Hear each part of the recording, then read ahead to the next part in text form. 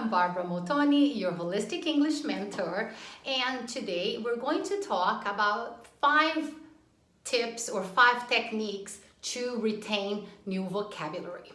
Because I think that one of the most frustrating activities in learning a new language, or English in this specific case, is how do you retain all the information? How do you actually learn these words or read them and then go and utilize them in your real life?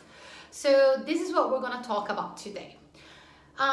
First of all, choose the number of words you're going to memorize at a time. It's proven that our brain can actually assimilate or memorize between 5 and 15 words, okay, depending on aspects such as our age or stress, how stressed we are at the moment of learning, if it's learned in context or not. I think that 5 is a very good number because you're going to be able to actually go out there and utilize these words. So you're going to choose 5 and then you can actually go and try to use them in context. So 5 is a really good number, a day or per lesson or even per week, right? Depending on your age and how well you can retain information. So I think that 5 is my personal number, okay? Now, number 2, put the words into context. You need to make these words meaningful to you. So you need to actually learn that word and then use it. For example, let's just pick the word gobsmacked. I really like that word, and it's a very British word. And it means to be completely surprised, completely impressed, or it could be negative or positive, but it's like surprised about something. So you could say, for example, I'm gobsmacked that 3-year-old child can write lots of words, right? Or I'm gobsmacked with how quickly you can cook. Okay, so things like that, like I'm so impressed. And sometimes you could use it in a negative way as well, like I'm gobsmacked with the prices of new cars these days. They're so expensive. So in a sense that you're surprised, you didn't expect that, positively or negatively. Okay, so put them in context for you. Go and apply them in a sentence, in a situation that you could actually apply them in your life. Okay, number 3, write sentences. You need to be able to put that word into a structure. You need to be able to place it in that order. That way you can make sure that your grammar is on point as well, that you've chosen the correct preposition to go with it or the correct word to follow it. So always write it down. The simple act of writing something down gets you to do something, and that is going to help with memory retention.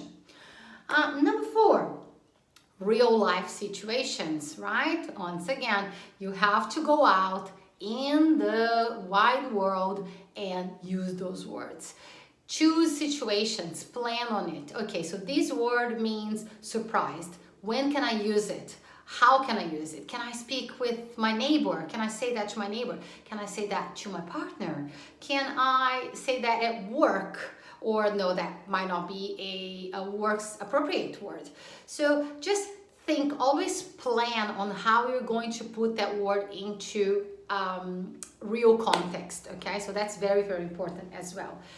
And lastly, repetition. Repetition, I know repetition is boring. Keep repeating the same thing, it's boring, but it's so essential. It's what we call drilling in English or in teaching, not in English, but in teaching language. Drilling is the act of repetition, repeating and repeating things so that the brain retains that information, because our brain works as a hard drive, right? So it learns new information and it retains some of it, the ones that we utilize, and it gets rid of the ones we don't. So if you learn words and you don't actually utilize it, the message that your brain's getting is that, okay, we don't need this word, so I don't need to remember it. So in order to actually retain it, you need to repeat. So how are you going to go about and repeat these words? Easy. Get your phone, record yourself on camera, record an audio message on your phone, just repeating that word. Try to think of a context that you could use. Just like with everything in life, really, everything that we are dedicated and determined to learn, we find a way, right? For example, if you want to have an excellent, like an amazing body, or let's just say body build, and you can't afford to pay for the gym, you're gonna find a way to work out from home, aren't you? You're gonna do it by yourself in your backyard or inside the house, in your bedroom. That's the same thing with English learning. So don't make excuses as in, oh, I need to go to English school, or I don't have anyone to practice. You can always practice with yourself, or you can ask for feedback for your friends or family or co-workers. Someone, you just have to think outside the box and find a way to implement those words. Now, I would like to ask you to think of one new word today, or to learn a new word. You can even go on Instagram, scroll through your feed, find a word that you've never seen before, learn the meaning, and write a sentence. Or record yourself saying that sentence and tag me so I can see your sentence. Okay? Happy practicing!